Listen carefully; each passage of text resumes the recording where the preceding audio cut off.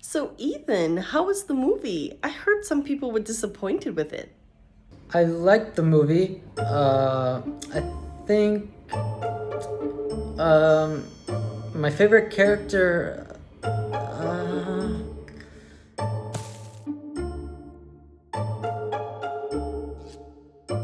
Does this feel familiar to you? Well, today we will look at some of the reasons why you might feel more confident writing English than you do when you speak it. And we'll also give you 4 practical tips that will help you to feel just as confident speaking English as you do writing it. Because here at Real Life English, every single week we make lessons like this one that help you go from feeling like a lost and insecure English learner to being a confident, successful English speaker. So if that sounds like what you want for your English, then be sure to join us by hitting that subscribe button and the bell down below, and that way you won't miss a single new lesson. So I just want to start out by saying that if this is the case for you, that your writing is much better than your speaking, it's probably not your fault. So stop beating yourself up about it. You know, traditional methods that most of us learn languages with tend to put a very heavy focus on grammar and writing because it's what's easiest to teach to the masses. So without a doubt, you've gotten in plenty of hours of English writing in, but very few, if any, practical speaking opportunities in. So while it's not your fault that the English teaching system is largely like this, it is your responsibility to actually start looking for opportunities to practice speaking English. So don't give up. So when learning language, it's really important that you grasp the difference between input and output. So input is the different things that you consume in the language that you're learning. So this could be, for example, reading, but it's also things like listening to podcasts, watching your favorite movie or series, or listening to the radio while you're cooking. In order to become a confident English communicator, it's super important that you build habits that help you to be consuming English constantly. Now, if you start filling your day with different opportunities to be listening to the language, then you're going to find that you're just absorbing the vocabulary, the grammar, and the sounds that you'll need when it comes time to speak. But remember, it's super important that this input is actually related to the things that you enjoy in your life.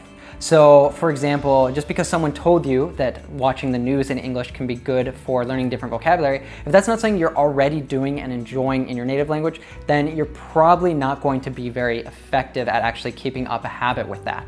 If, on the other hand, you love sports, then maybe reading the news about your favorite sports team in English could be a great way for you to get some vocabulary related to the things that you love and are most likely to be speaking about. Because here at Real Life English, we really believe that you need to own your English and find convenient ways to make it a part of your everyday life. Now, moving on to output, these are the productive parts of the language, such as writing and speaking, of course. So the quality of your output is directly related to how much input you have. So the more meaningful content that you consume in English, the better that your speaking will become. And of course, you have to actively be searching for different speaking opportunities. Now, I know that it can be really simple to find many different ways to have input, but then it's really difficult for you to actually find ways where you can actively practice your output, such as speaking. That's why we decided to create the Real Life app and solve this problem for you. Just check out what one of our app users, Pedro, said about his experience. It's awesome. You can practice your English and gain confidence. Develop new skills to communicate with citizens around the world, and at the same time, you can help those that want to improve their knowledge and understand accents. It is a great experience. So just like Pedro, you can have fascinating conversations with global citizens from around the world about your life, about your passions, or you can just talk about what the weather's like outside if you want. You also have input opportunities by listening to our podcast with full transcripts and vocabulary definitions. So what are you waiting for? Give it a try right now by downloading the Real Life app by clicking up here or down the description below, or you can search for Real Life English in the Apple app or Google Play Store. See you there. All right, so now let's look at some actual tips that can help you to improve your confidence when speaking English. So first off, finding a model. Now, with my students, I actually used to have them do an exercise where they would identify an English mother or father. And this was basically just picking a celebrity, for example, that they really liked and constantly consuming content from that person speaking and trying to shadow or imitate this person's way of speaking, their accent, the musicality they use when they speak, and so on. Now, it doesn't necessarily need to be a celebrity. It could be a native friend that you have. It could be someone from your country who has an English that you really admire and you would like to also arrive at that level. It could be your English teacher, or maybe you have a friend who speaks really great English and you could ask them if you could start practicing your English together. The basic idea is that you find someone who has English very similar to what you would like to have and you model that person. So for example, for me, when I first started learning Catalan, I found this band that I really liked.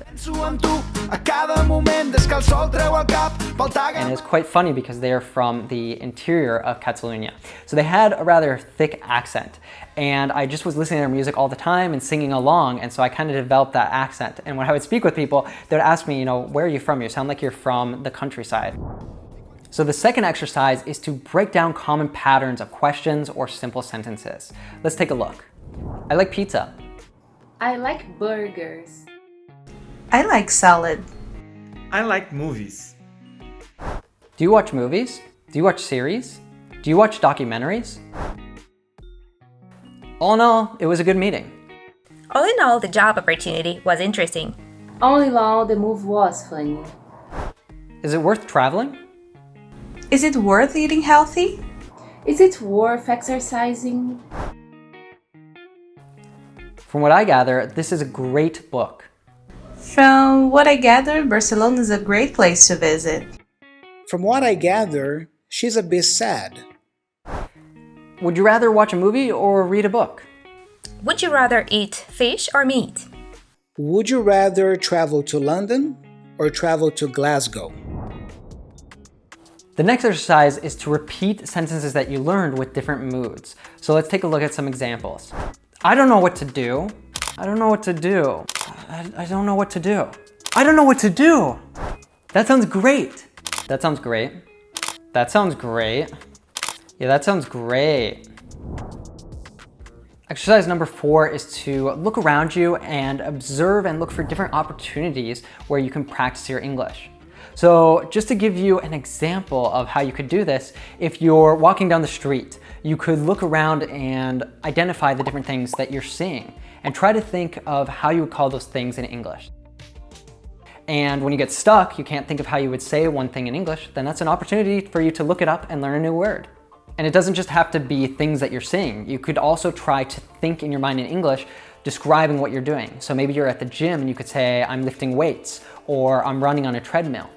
So as you can see, it's not even necessary to live in an English-speaking country to find different immersive experiences in the language. And if you start doing this at a bunch of different places, well, you're going to be exposing yourself to just a ton of different vocabulary.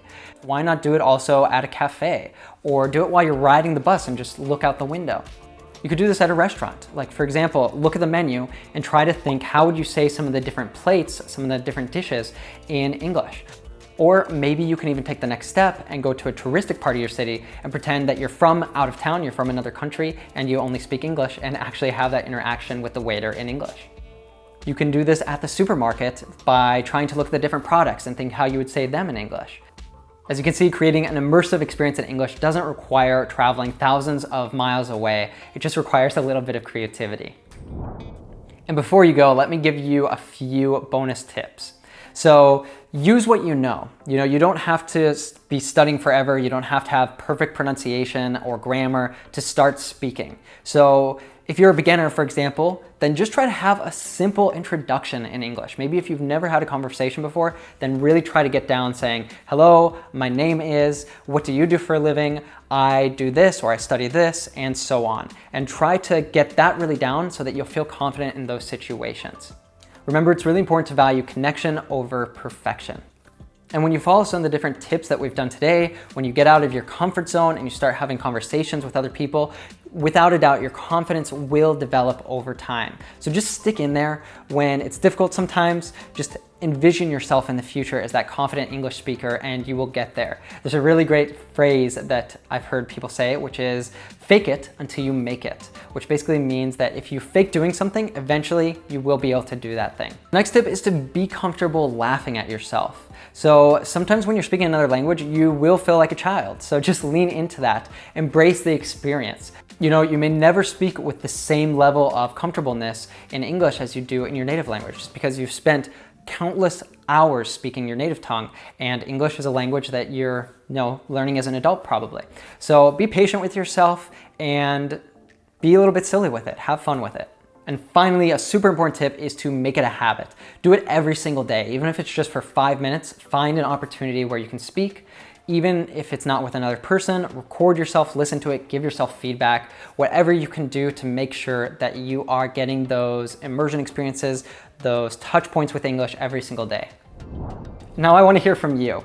Which of the 4 core skills in English, which are reading, writing, speaking, and listening, do you find most difficult? Let us know down in the comments below, and that way we can make a lesson to help you with your biggest English frustrations. Oh yeah. And if you have difficulty speaking, then one of the reasons might be that you just don't have enough of the vocabulary that you need to have a competent conversation in English. So I highly recommend that next you check out this lesson where I'll teach you one tip that can help you to learn thousands of words in English. Sound too good to be true? You'll have to watch the lesson so that you can find out. Let's check out a clip. If you have ever felt stuck in your English learning progress as an intermediate learner, well, today's one trick can help you to dramatically change the way that you speak English forever. Now, word formation can help you to really increase your vocabulary and even sound more advanced when you speak. We created this lesson because we had many requests from learners like you to make more on the topic.